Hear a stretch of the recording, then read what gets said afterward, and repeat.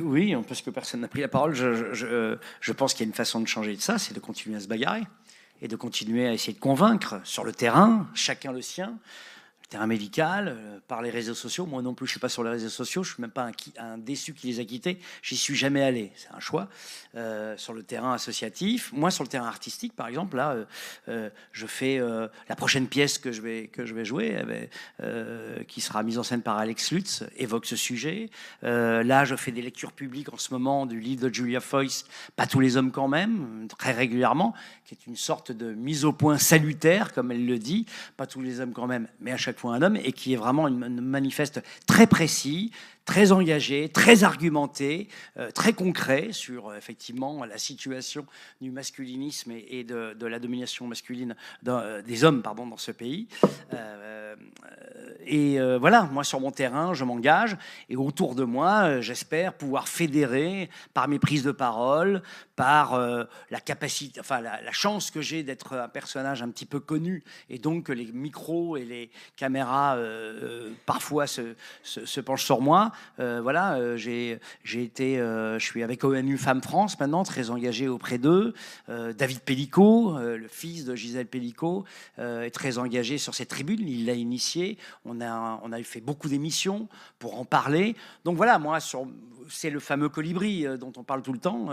Donc je pense qu'à force d'engagement, à force de conviction, à force de sueur et de sang aussi. C'est pour ça que je parle de guerre aussi, parce que ces hommes-là sont en guerre. C'est pour ça que nous aussi, on a le devoir de s'engager sur ce terrain. Eh bien, je pense que oui, c'est un long chemin, c'est parfois désespérant, puis parfois on a envie de se résigner. Moi, ça fait plus de 25 ans que je suis engagé auprès de ces sujets. Au début, j'étais très, très seul. C'est-à-dire qu'à chaque fois que j'en parlais de ces sujets, tant sur les violences que subissaient les enfants, les problèmes d'inceste et tout, et les violences faites aux femmes, je me souviens que des hommes, souvent, me disaient « Ouais, mais c'est des sujets difficiles. C'est dur, c'est très dur d'évoquer ça, le viol, les crimes faits sur... » Enfin, bon, bref, je leur dis, bah oui, mais d'accord, alors on dit que c'est difficile, on fait quoi?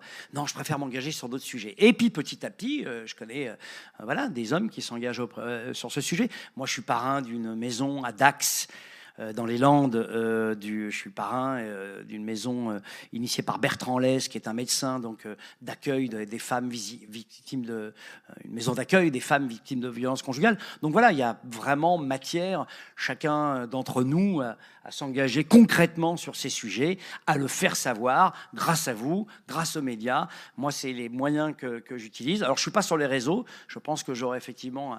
Mais les réseaux se chargent de relayer parfois mes prises de parole. Et tant mieux, moi je n'ai rien contre les réseaux. À titre personnel, j'ai pas envie d'y être pour plein de raisons, parce que ça m'emmerde. Mais indépendamment de ça, à chaque fois que je fais une communication, quelle qu'elle soit, je dis, c'est ce que j'ai fait avec ONU Femmes France, je leur dis, allez-y, mettez-le sur TikTok, sur Instagram, surtout. Voilà, ma famille est présente, mes enfants sont présents, je regarde par-dessus leur épaule comment ça se passe, et je pense qu'il y a aussi des choses qui bougent. Après tout, le mouvement #MeToo, il est né sur les réseaux, donc c'est formidable aussi, c'est un terrain potentiellement formidable de lutte, de résistance, de connaissance, de pédagogie, de transmission.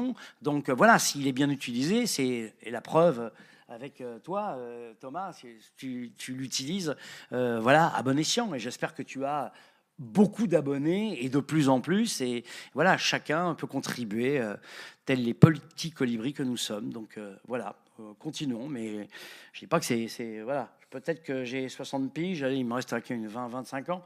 Et j'espère que dans 25 ans, les choses auront bougé. Mais voilà, tant que j'aurai un souffle voilà, qui me sera offert par qui que ce soit, eh bien, je continuerai à me bagarrer, ça, soyez-en sûrs.